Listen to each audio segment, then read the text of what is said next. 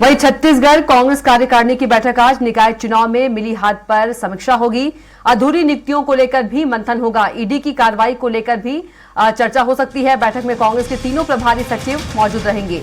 तो कांग्रेस मुख्यालय में होगी कार्यकारिणी की बैठक।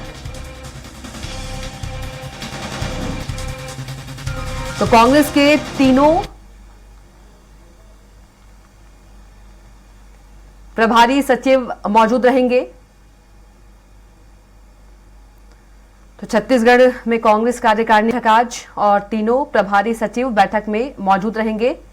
निकाय में मिली हार को लेकर समीक्षा होगी। अधूरी नियुक्तियों को लेकर भी मंथन होगा।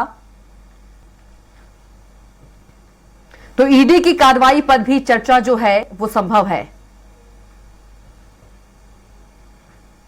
तो कांग्रेस के तीनों प्रभारी सचिव इस दौरान मौजूद रहेंगे बैठक में। निकाय चुनाव में मिली हार को लेकर समीक्षा होगी। तो अधूरी नियुक्तियों को लेकर भी मंथन होगा। और एक बार फिर से रायपुर संवाददाता गोपी साहू सीधे जुड़ गए हैं। गोपी, कांग्रेस मुख्यालय में कार्यकारिणी की बैठक होगी। निकाय चुनाव की बात करें, निकाय चुनाव पर मिली हार पर भी समीक्षा होगी। और क्या कुछ इस पर अपडेट? जी बिल्कुल कविता, जिस तरीके से कांग्रेस को निकाय चुनाव में एक बुरी हार का सामना करना पड़ा और एक तरफा जीत भारतीय जनता पार्टी को हासिल हुई, 10 नगर निगम में जो सरकार थी कांग्रेस की उसे गंवाना पड़ा और अब इसकी समीक्षा की जो है वो बारी आ गई है।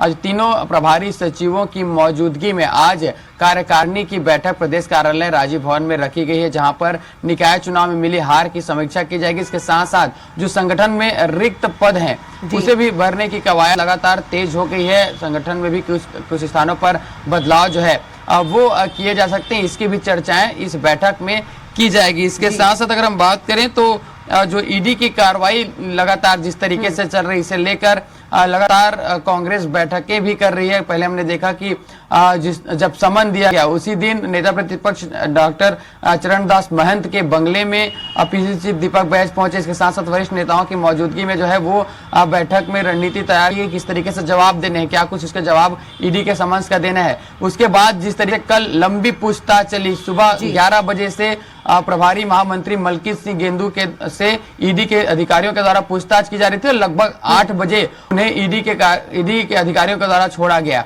तो उसमें जो लंबी पूछताछ की गई, अब इससे कहीं ना कहीं लगातार और भी अब 3 मार्च को और पूछताछ के लिए बुलाया गया है। तो जिस तरीके से ईडी की कार्रवाई शराब घोटाले को लेकर चल रही, इसे भी इस कार्यकारिणी की बैठक में बिल्कुल चर्चा की जाएगी कि आखिर किस तरीके से इस पर आगामी रणनीति बनाया जाना। हालांकि आने वाले दिनों में जो कांग्रेस है वो ईडी खिलाफ में सड़क में उतरने की रणनीति जरूर बना चुकी है, लेकिन इस कार्यकारिणी की बैठक में ये विषय पर भी चर्चाएं होंगी। फिलहाल नगरीय निकाय चुनाव की हार, क्योंकि जिस तरीके से बिखराव कांग्रेस में नजर आया था, वरिष्ठ नेता अपने अपने क्षेत्रों में ही सीमित रह गए और जो संगठित जो है वो कांग्रेस नजर नहीं आई। साथ ही उस तरीके से संगठन में मजबूती दिखाई नहीं दी, क्योंकि 3 लगातार चुनाव कांग्रेस हार चुकी थी, विधानसभा, लोकसभा और उसके बाद दक्षिण उपचुनाव, और उसके बाद नगरीय निकाय चुनाव में जिस तरीके से अपने साख के लिए कांग्रेस को लड़ाई लड़नी थी, उस तरीके की लड़ाई नहीं लड़ पाई। आखिर इन तमाम चीजों के पीछे क्या कारण थे?